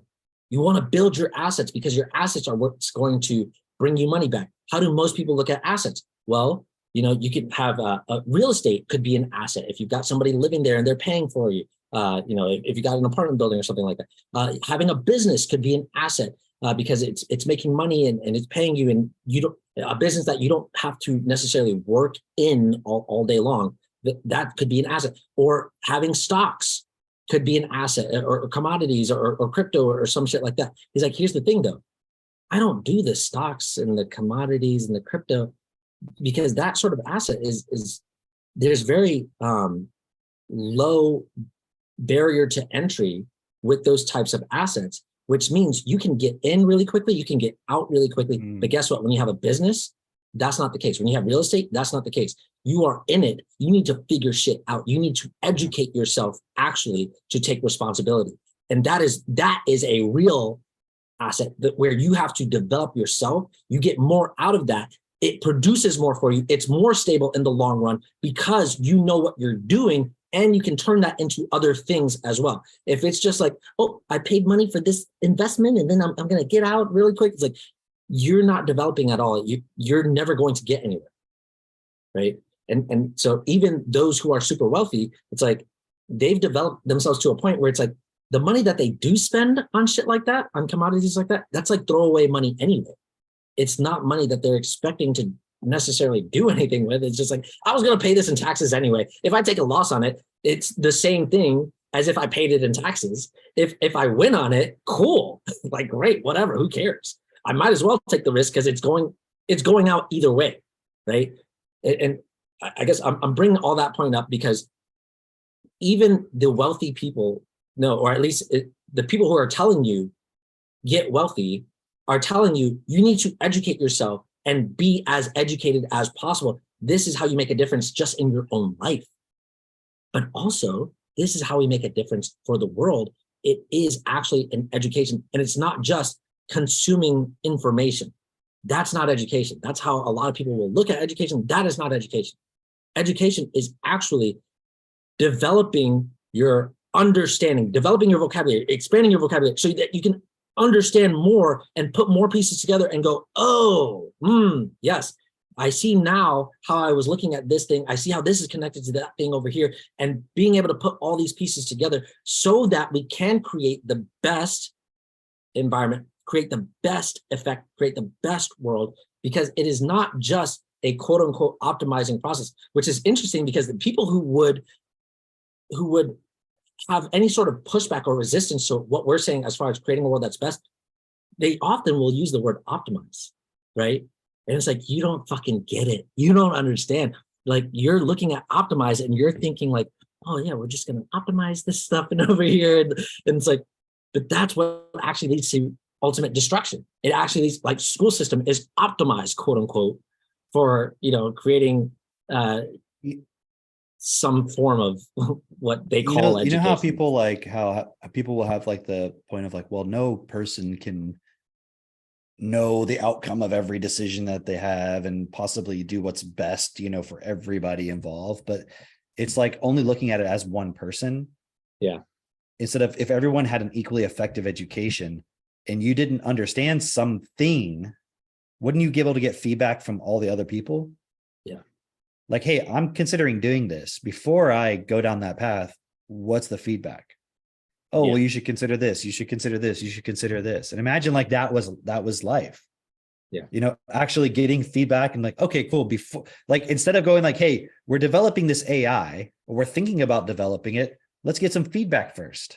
So there's like, just keep doing it as in secret as long as possible. And then when it gets out, just start going and building it, and don't wait, don't listen to feedback. So there's this I guess you might call him like a celebrity entrepreneur type person, right? Who's like a lot of young guys really love and listen to, right? And he talks about when he was developing or starting his first business, how he went and talked to a bunch of mentors who were already doing this business. They were already successful in it. And he just happened to be a part of this group of hey, all these people are super successful in this, and what are they doing? And he got to work with them and see how they're doing it. So then when he started his business, it went well, it went successful for him. It took him a bit of time because he had to implement it himself, but it was just like, oh, I already know what kind of pitfalls to look for. I already know what size I'm aiming for, not too big, not too small. Like he already had all that feedback for him before he started. And so, okay, imagine having children growing up in this environment of like how you were saying, okay, we're already at this level of everybody understands physics. So it's not just, oh, now we're going to just learn like this bullshit over and over and over again. It's, hey, we're already at this level. And here's how you can get this understanding for whatever it is that they're passionate about. Whatever it is that they're passionate about, they could go to the quote unquote experts or the people who are on the front lines of that thing, that's what they're doing. And they can learn from them so that it's not just this sort of beginning from scratch, starting from zero, trial and error, where they can actually go to the expert and go, oh, why do you do things this way? Oh, okay. So I was thinking, I would be creative in this sort of way. And the expert might tell them, yeah, that sounds like a great idea, but make sure you also consider this because this point's going to come in, that point's going to come in, right? And they can actually take all that information and build on top of that. Actually, isn't that what we're expecting for our society? Is like, we always say you're standing on the shoulders of giants, but how often do we actually do that? We don't like, okay, our technology increases, but as far as like individuals, there's a lot of just like it's almost like you're being left to fend for yourself in some way in this quote unquote dog eat dog world, right?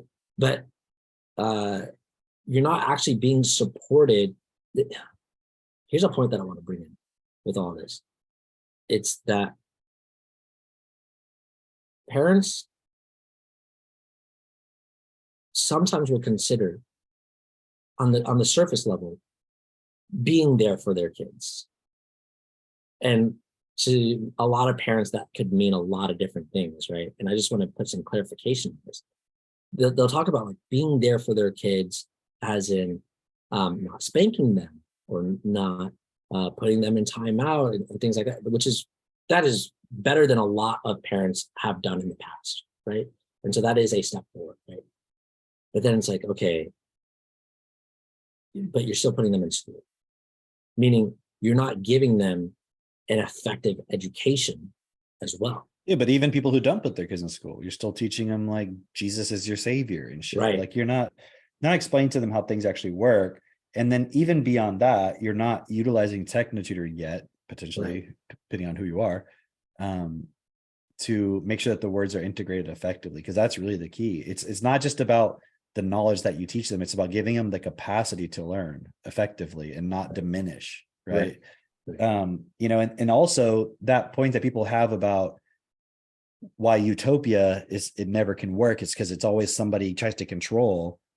That wouldn't, it's the same kind of point I was making earlier about if you got feedback from people, like before you make a decision. I don't just mean like, I want to build a project, I need mentors to help me what to do. That's obviously a good aspect, but also just, am I doing this in the best way? Not to maximize my result only, but in terms of the side effect consequences of what I'm doing.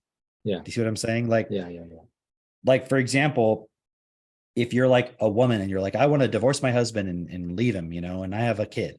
It's okay. Are you considering the effect on yourself if you do that? Are you considering the effect on your children if you do that? Or like this Chris Tyler or whatever his fucking name is from Mr. Beast. Like, do you know the guy has a kid? I did not know. He was married and has a kid. What? He's married and has a kid, and he's like getting divorced from his wife. Wow. He was like the most it's not just like some guy who's like just holy shit. So I just thought this whole time, I just thought it was just some guy who's just like, I'm a woman now. Right. And the Mr. Beast main guy is like, I'm tired of all this transphobia around, his decision and all this stuff. And it's like, and I saw this really interesting video where this guy was saying how, what was he saying? It's like, it's kind of, I think it was Matt Walsh. He was like, it's fucked up because the wife is not even allowed to criticize this guy's decision. She has to be supportive That's crazy. And he's like, it'd be, in a certain sense, it's better just to straight up cheat on your wife publicly, because at least in that, the wife could be like outraged, like, oh, this fucking terrible guy, like what he did is not acceptable. She can't even do that with this. She can't be like, he's destroying our family. He can't. I support him in becoming who he is and his best self. He made a tweet that said, he was like, some people are saying like, how can I do this to my family? He's like, but his son is like, I don't know, 5 or 6 or something like that. I can't remember exactly. It's very young, right? And he's like, I'm actually a better parent by showing up as my best self for my child and teaching them to be my best self. And so he ended the tweet by saying, so in a lot of ways, I'm doing this for, and whatever his son's name, like for my son. Wow. Like, and then you find out he's getting divorced. You're like, what the fuck? I'll be right back. I'm still listening to that. So that's like, I read this Bernard blog, it was Creation's Journey. But it is basically like your mind lives in illusions, right? Because we've trained it that way. And then we're trying to figure out how to overcome problems. It's like, in order to overcome these problems, you have to step out of the illusion, which would mean you'd have to, like, it's like you're living in a house of mirrors. You'd have to break the glass in order to get out. And your mind is never going to give you that option to break the glass. And so you're sitting there and you're just going like, well, there's got to be a way, or maybe you're going like, well, I've tried everything and there's nothing that works. It's literally not going to give you that option to break the glass. What they say, break glass in case of emergency. It's not happening. It's not happening. No one's broken the glass. And it's funny because you can look at it from your own self perspective. You can also look at it from the world perspective. Look at how crazy things are getting. When is it going to get to the point where like everyone's like, all right, stop. Okay. All right. This has gone on too far, too long, too crazy. We're done. We're done. And here's how we're going to change things. No one's gotten to that point because they can't see like they're living in a house of mirrors. They can't see that they're participating as this illusion or as this character. And that really just comes back down to an education point. Yeah. What were you going to say? I was just thinking of the blogs, because I really like the blogs right now. I'm on like 180 something for Heaven's Journey. But it just keeps bringing up this point. Like, I just read the one today about like the way that you learn, because it's talking about the postponement character specifically. Postponement as in like kind of like procrastination, like how you favor what's going on in your mind first for energy versus actually doing like the practical physical thing that's gonna support you in any sort of way in your life. So let's say it's like doing dishes or something, like very basic stuff, but it's like a lot of the times we'll postpone that stuff because we're like, well, I'd rather be doing this instead. I'd rather go do that and blah, blah, blah, blah. And then we just like feed our mind in the energy of like, I'm going to do this instead, rather than just doing the physical thing that I know needs to get done. Right. Yeah. And it's like the same thing. Like, it just goes back to the education of like what the parents, impulse into the child, right? Or like what they've nurtured into the child. It's like, well, for so long, you let them play and like just do whatever they want. It's like, so then when you're like, oh, well, now it's the age for you to take responsibility. I want you to do the dishes now. And then, but you've already created this mind point of like, well, I just want to go outside and play and like, have fun and be in this pot. Right. You haven't actually developed any real responsibility, which is the fault of the parent. But then it's like realizing that as an adult, obviously you have to take responsibility to change that and realize that this is just like a participation of wanting to be in like positive energy most of the time. And you can change that by like realizing like, oh, this is mind energy stuff. I can actually do something physical and that's actually practical, real, and is going to bring me to the realities, so to speak, that I want. Right. Yeah. But it's just, again, it's like, we're favoring, like the trans thing is like such an extreme example of like, we're just favoring like this mind illusion point. Because it's like, oh, I'm being myself for my child. How are you being yourself when you're completely denying yourself and who you are? Like, you had a child, which you can only do if you're a man who's impregnating a woman. right? Like you could, like, if you, it just wouldn't have been possible if you were a woman and a woman. You know what I mean? Like you would have had to like had some third party intervention to make that happen. Yeah. So it's like there's clearly like either, I don't know, like whatever this is, it's clearly showing that either like Mr. Beast is so popular, like apparently this was like Owen Benjamin, for example, was like, I called this shit so long ago. This guy was gonna turn woke at some point. And now it's happening in your faces, and you're like, oh my God, this is such a big deal. You know what I mean? Like how dare they? My kid watches this show or whatever. But it's like everything is just going It towards has this to. point. He's the Yeah. number one YouTube, I'm assuming. And it's Right. like, it has to become like, at some point that point has to come up. Yeah. You know, that's why it's like, what, don't let your kids do Transformers and X-Men and Star Wars and all this shit and Disney and all Pokemon. that. Yeah. Because at some point it's going to be used to manipulate them. And it's like with our kids, like, it's not that you can't let them have any exposure. It's just when you allow it to become their sole focus and become like it's the most important thing, and then you feed into it, it's like you're feeding it and you're feeding it and you're feeding it. It's going to become like a very strong attachment. Right. You know what I mean? Like our kid, like I forget what happened, like something about Ninja Turtles came up. I don't remember what. And my kids were asking me about it. So I was like telling them about the story of what it is, like Ninja Turtles, right? And like when I was a kid, I liked that show. So they were telling me about it, and I was explaining to them like how they have like, you know, the different colored armbands and just all the general basic points about the story, right? Yeah. And I think we were going to get something one time, and like Max saw like a Ninja Turtles game, like in an arcade or whatever. Any case, so he had some context for it, right? So then they were like, we want to play Ninja Turtles. So I was like, okay, well, I'll so we like made like fabric, you know, and like we made like toys and stuff, and they're like running around, and I'm like, and then like the next day I was out by doing some stuff in the chicken coops, and like they were coming out there, and like Max was like helping me rake, and they were like, Ninja Turtles are really good at helping, and they're like doing that, and then they're off playing and stuff, right? So cool. And so it's like, and I'll tell them some stories about it, but I'm not gonna go take him to the movie and go buy all the toys and let them start playing all the games. And then like, oh, now it's like they're Ninja Turtles. Do you know what I mean? It's like, Right. So what I'm trying to explain is like, there's a certain point where you can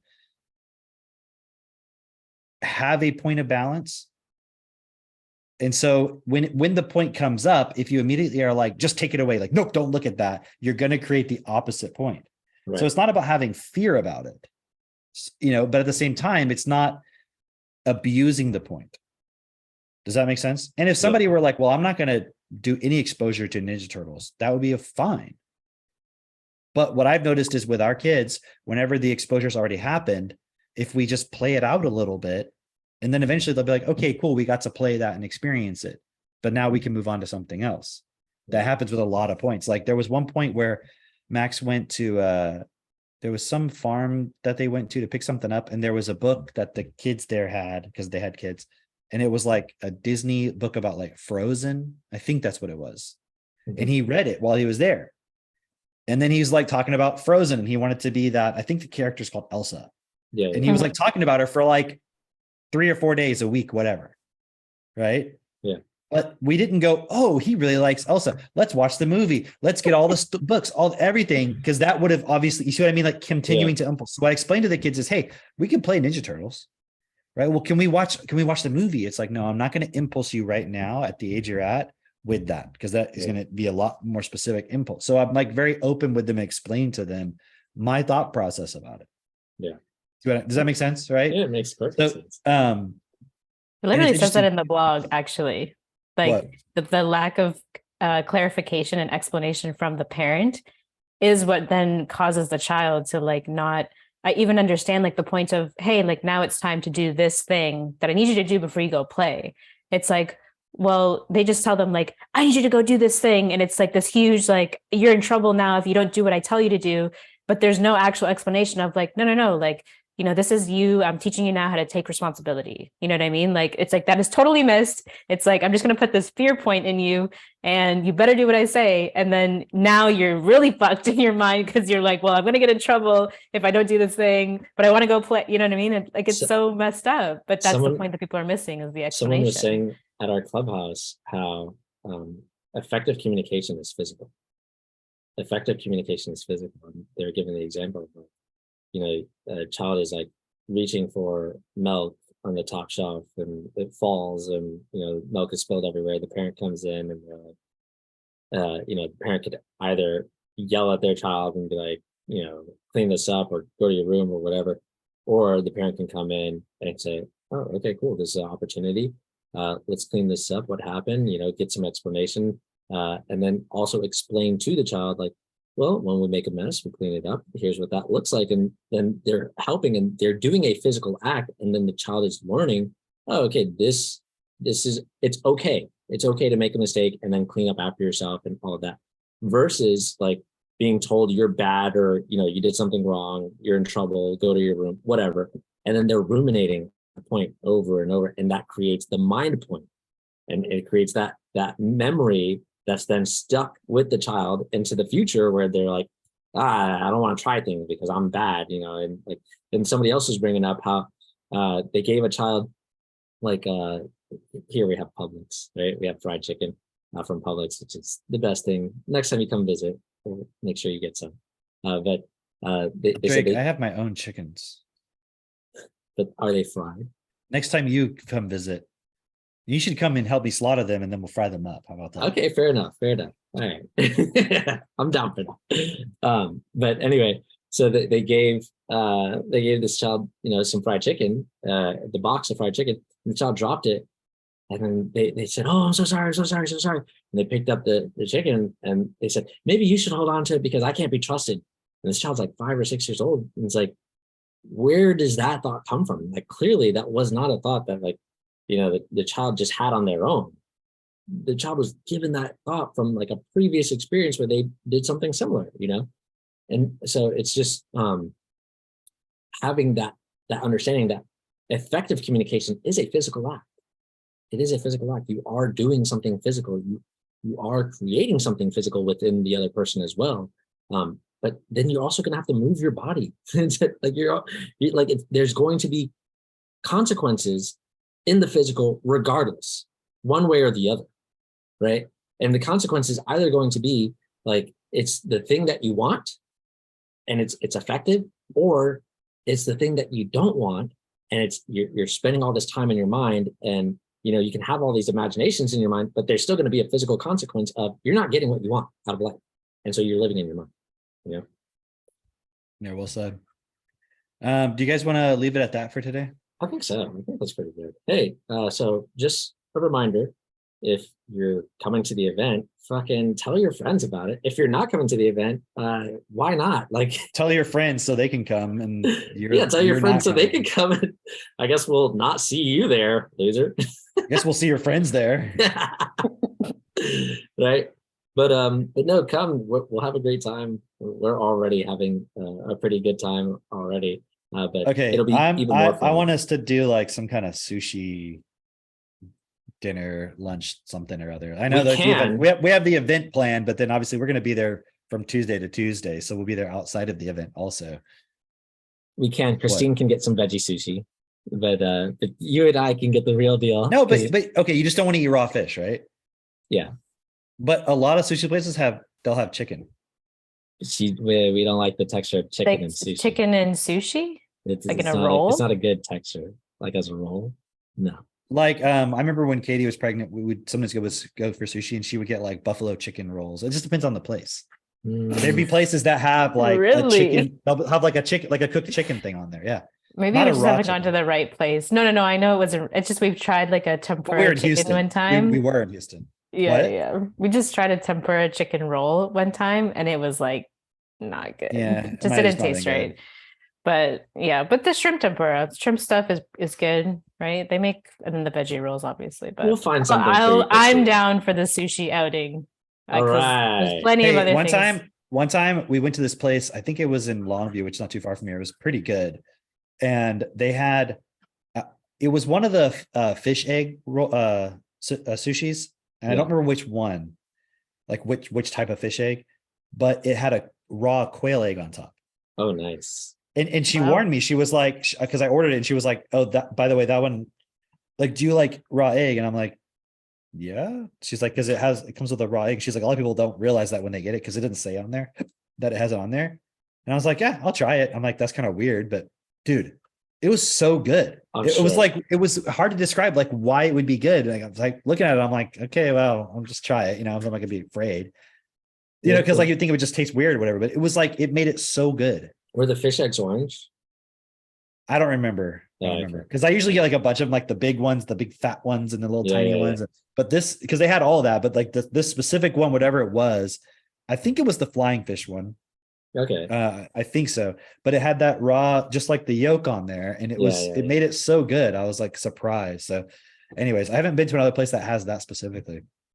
But anyways, yeah, we could go on and on about sushi. I'm I down. love sushi. I'm Yeah. down. Okay, so if you guys want to have sushi with us, Yeah, that's what I'm saying. you know, come hang out. Make sure It'll you're be at that San event. Diego. Like I'm sure they're gonna have. We'll go off the island. You know, probably go into the little whatever. Heck yeah. Heck yeah. Yeah, It'll it'll be be your fun. one time off the island. I'm so looking forward to it. And you know what We're gonna- else? Okay, you know what else they have that I kind of really want to go do, but I don't know if we can. It's there's whale watching there. And currently right now it is orca season. And for those of you who don't know, orcas are my favorite animal. Like Why? I thought it was Why? alligators. alligators? No, that's not That's my racist. I'm just kidding. why would you think that alligators are Just my because favorite? you wrestle alligators when you were a kid. We wrestle. They're not my favorite though. Oh, okay. Yeah. We're just friends. Okay. But yeah, no, so that will be really cool because I think there's definitely some whale watching tours, but I think maybe we might even be able to see whales offshore. Remember when we went to Cabo, we saw whales offshore Oh yeah, from just from the hotel. Like, you know, like Yeah. literally I'd look out my window and I could see whales just like blowing up the, you know, with their That was blowhole. actually a really nice. That was a pretty decent resort. It's just I didn't like the sand on the beach. That's the only thing. It was too like much Mm. shells and stuff. But it Yeah, was yeah. still pretty cool. Yeah, It was beautiful. It was it beautiful. was pretty nice. It So was I'm really looking nice. forward to shit like that. So, hey, come to the event. If you're on the fence, you know, call Mitchell, send him a DM, or call myself, send me a DM. Call me if you want. I will put myself out there for this one time. Wow, dude, you know this But is if you rare. call me, I am going to manipulate the shit out of you. There you So go. There you go. So if you really want to come to the event, you're on the fence, you really want to come, send a if you want to message. come, but you're like, if you don't even want to come, but you know you should want to come, then you want me to help you want to come. Okay, I'm very good at that. Wow. I'm very good at helping people want to do things. Okay. There you go. So Yeah. we're gonna leave it at that because that's a huge invite right there. That's a huge invite. Send Cam a message and come to the event. All right. See you guys. Well, I'll see you next week. Bye.